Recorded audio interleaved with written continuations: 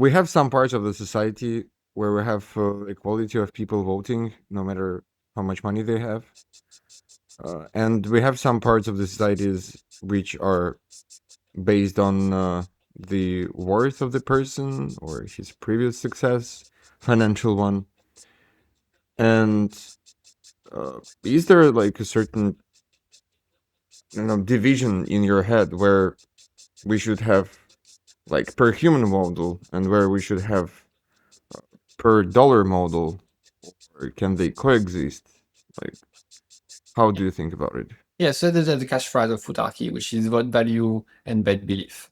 So the idea of Futarchy is that you determine something you want to optimize, and then people can trade markets on what will lead to this thing, this optimization metric being high or not.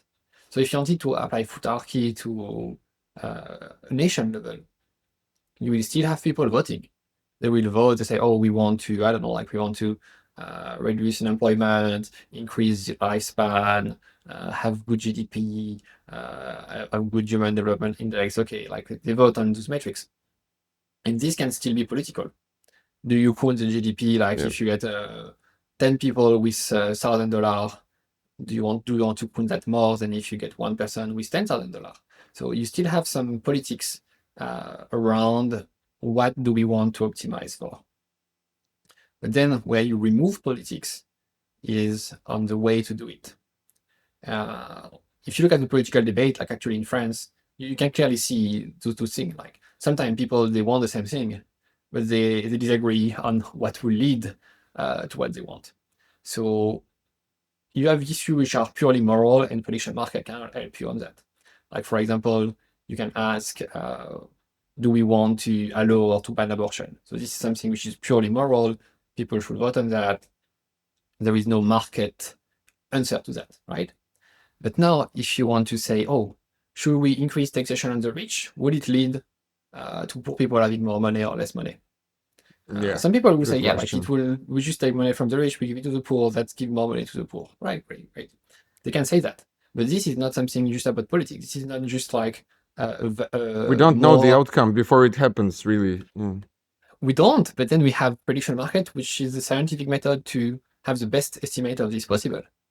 And some people do know that, okay, like this tax is gonna be bad on poor people because, you know, like the rich people, they will just leave, you're gonna get worse economy, and at the end of the day, you're gonna tax a higher share of a smaller pie, and you will still end up with less cake in the end. And you have economists who can predict that, and they often do. Like for example, in France, we had this tax on yacht, and they were saying, "Oh, we're gonna tax rich people with yacht, and we're gonna get some money." And a bunch of people say, "Yeah, like you're not gonna get nothing on this tax. People are just gonna put their yacht and put them in some other countries." And like the tax, which was supposed to bring millions of dollars, brought 60,000 euro. You know, and that was something which was completely predictable.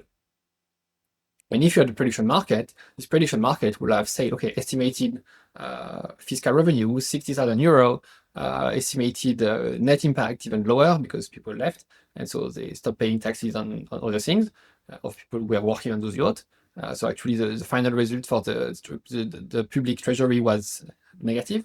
And that was something which was completely predictable. But this was a decision which was based on moral and not based on trying to optimize for this particular outcome.